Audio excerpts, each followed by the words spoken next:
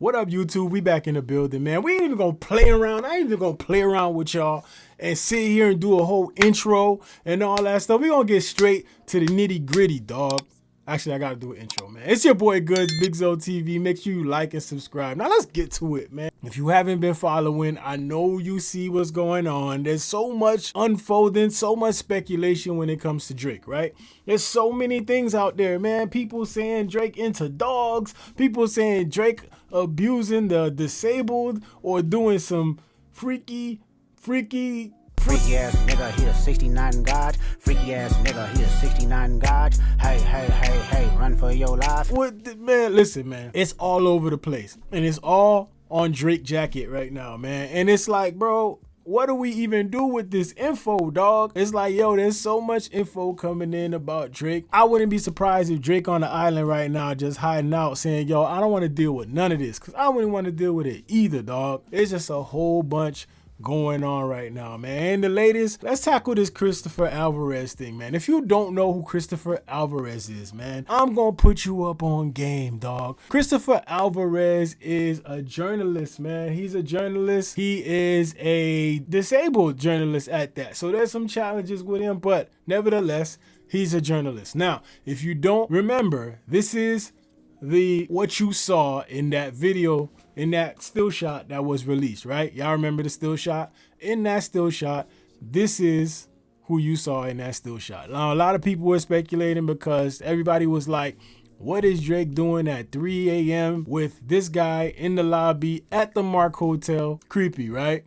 Suspect, highly suspect. But Christopher Alvarez is basically speaking out, and he finally made a statement, right? Now, the thing I don't like about this is he spent the whole day liking tweets and liking posts from people who were just saying things about this situation, right? Speculative things, right? Like, you know, people saying something abused Christopher Alvarez and he'd like it. And then something was what was he doing at the hotel? And then he would like it. And I feel like it was all done leading up to this point, right? So now when it's time for you to drop your article, now all of a sudden you want to debunk everything. Nah, the man just probably speaking his truth. We gonna go down to the nitty gritty. I got y'all, man. So if you don't know, Ebony Prince 2K24 is supposedly the mole in this whole situation. It has all the information, dog. All the information. But we're going to get to that in a second. So let's go back. Let's go down to what Christopher Alvarez says. So remember, he was liking all these tweets, doing all this stuff, and then all of a sudden you got a whole article out for everybody to read. So you're going to get your hits, dog. You know, he capitalizing on the moment, which is keeping everybody in suspense, liking tweets and insinuating that something probably did happen. And now he dropped the article and he says, basically, I can confirm that I was with Drake on the night of January 22nd, 2023, after his NYC concert with 21 Savage. I was called to meet Drizzy at the Mark Hotel, and we had a blast listening to new beats.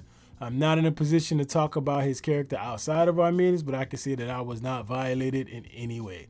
Now, to me, honestly, I take this with a grain of salt. There's something wrong with this right now, and I ain't gonna lie. And it's not for me to try to be like super like speculative and, you know, make this sound a lot better, but I take this with a grain of salt, dog. I ain't even gonna front with you, dog. Like, I just feel like this man coming out and saying that, it could be anything. Maybe nothing did happen. Maybe it was innocent 3 a.m. listening to beats. I'm just saying, bro, like, at the end of the day, it took you this long to say something. And on top of that, we don't know if he was coerced at all. And at this point, it is very possible, right? So we can't really just look at these things and dismiss them, man. And all this is because Kendrick doesn't open a can of worms. Like, when you think about everything, and this is what's gonna make that diss track by Kendrick, the series of diss tracks by Kendrick, this could arguably be the best diss tracks in history of hip hop. Now, I know people gonna come through and be like, no, Vaseline and Ether and all that stuff. Listen, great disses, but the thought processes put into these diss tracks is insane. Like, even in the beginning of the track, when you hear the ventilator going off, I had no idea that this was attributed to this. Like, I'm still listening to this diss today and figuring out things that I didn't figure out the first time. And that's what makes it so genius, bruh. And you really gotta commend that. So basically, he's basically debunking the rumors. He said there are rumors that hotel security guard was fired for letting me wait inside the hotel instead of leaving me out to freeze. I believe this is true. I feel bad. I'm sorry for him and his family.